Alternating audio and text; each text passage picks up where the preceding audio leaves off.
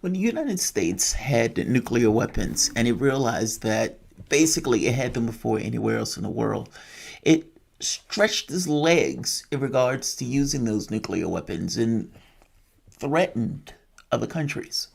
Now, the catch is, though, that people realize pretty quickly that the moment that Russia got its hands on nuclear weapons, when one country uses them, you may set off this kind of chain reaction where another country responds in kind, especially from this notion of balance and retaliation.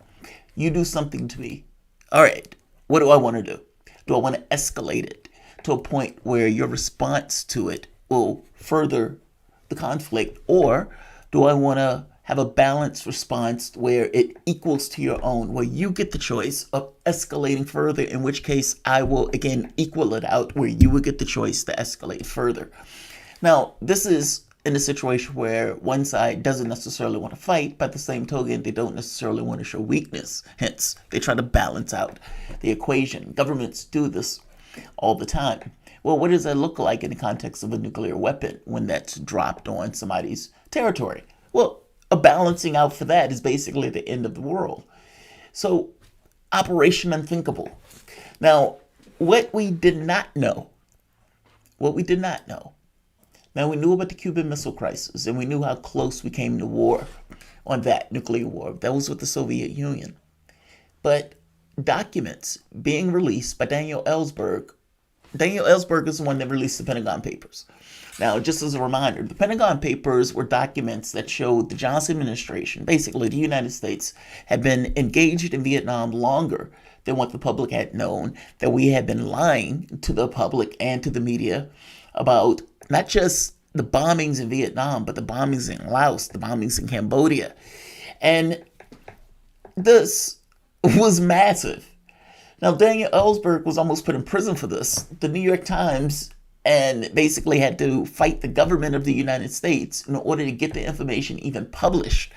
What is his name? Alan. Oh, it'll come to me. The gentleman that was running in office, he was, at the time he was in Congress. And he ends up reading the documents on the record. The case ends up getting kicked. And Ellsberg, of course, stays out of prison, and the Pentagon Papers go down famous. Well, Ellsberg basically said he also had other classified documents. This is just out in the New York Times. It's a phenomenal story. Ellsberg said he had additional classified documents that he did not release. Now, the documents that he did not release deal with conflict with China. And his concern is because of our conflict with China right now, and he's concerned that that escalates. And he is pointing back and asking basically the question of, well, what is U.S.-China policy now? If it was back then, nuclear war, what is it now? That is something that the public needs to internalize and it needs to engage. At the time frame, I don't think China had nuclear weapons. Now, this was during what was called the Second Straight Taiwan War. Now, there was a continuation of the civil war between China. Well, Taiwan is China. Basically, the Republic of China split away at the point where they were in a civil war with the Communist forces of China. Mao Zedong basically won. Republic of China split off into Taiwan. Now, during attempts to reunify certain areas of Taiwan, especially some of the islands, the Republic of China, the People's Communist, PRC, Communist China, Mao Zedong, basically the communist country, China, was bombing the islands of Taiwan. Now, what does the United States do? The United States extends protection, or at the very least military help. But what does the United States do? If China decides to invade, what happens? If the bombing doesn't stop, what happens? So in 1958, the United States had gotten very serious with military brass pushing intensely for a first nuclear strike. And they basically was pushing for the notion that they would have a bombing campaign overwhelming of China, mainland, in order to stop them from bombing Taiwan or going after Taiwan. They even considered this plan, despite what they thought retaliation by Russia or by Soviet Union. Now, they weren't sure if the Soviet Union would retaliate, let's say, on something like Taiwan, or if the Soviet Union would try to retaliate on the United States proper.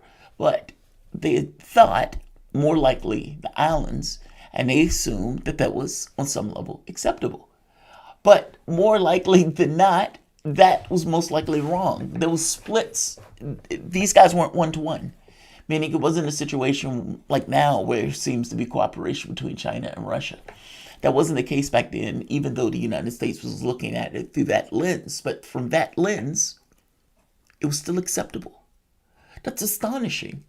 Like there were reports, and I need to find where I saw this and where I read this. I think it was Blowback, that they were pushing at one point the thought with the Soviet Union, thinking that we have a missile advantage, and in our missile advantage we can basically destroy the Soviet Union, and we can lose a part of the country, but we can basically win the world. Well, in this case, this was very specific to China itself. And this is not the China today that is developed and it's expanding and everything else. This was a China that just had came out of a civil war and didn't have the military might of the current force. Well, what about today? What about today? Does the United States have the same policy where these guys would strongly consider a nuclear strike on mainland China? And more importantly, what do you think the response will be? This is not a situation where they have to go to Russia for a nuclear strike. China has the capacity to defend themselves in this case and will most likely respond in kind. They will retaliate. The notion, though, that we were willing to do a first strike is appalling. It's one thing to do this in the war, where you try to justify this with war, but doing this here,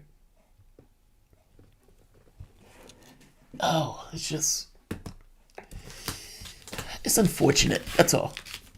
It's just greatly unfortunate. And whatever their plan was back then, to try to do something like that now will be catastrophic. Utterly and entirely catastrophic. This is not a situation where they don't have the capacity to reach us. They do. And any attack on them on mainland is going to be attacked back on us. Not to mention potentially Japan and some of the other countries, but definitely us. So that plan, let's just hope that that's not what these guys are thinking.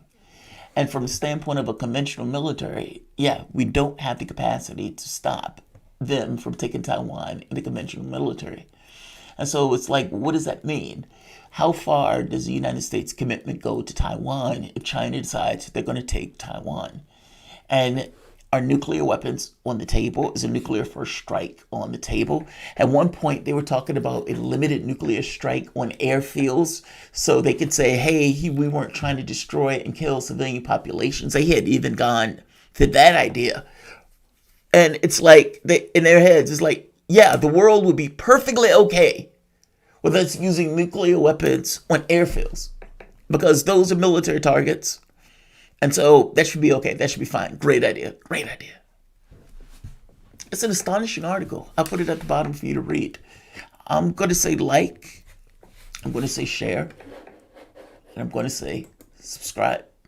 When real men can't sleep, real men do the news. You guys have a good night, guys. Bye-bye.